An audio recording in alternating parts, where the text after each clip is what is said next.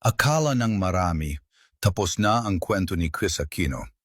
Sa timbang na halos butot balad at 11 autoimmune diseases na sabay-sabay na lumalaban sa kanyang katawan, marami na ang naghanda ng kanilang rest in peace. Pero heto ang plot twist na yumanig sa social media. Si Chris ay bumabangon muli.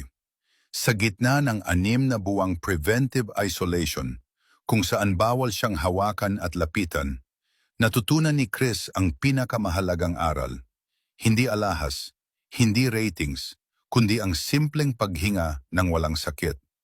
Ang nakakagulat, sa kabila ng 11 malalalang sakit, idineklara niyang, "I am almost healthy again."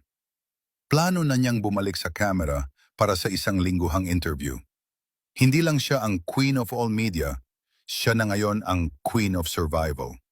Pinatunayan ni Chris na kahit ilang beses kang mamatay sa balita, hanggat may anak kang babalikan at bansang nagdarasal, laging may silip ng umaga.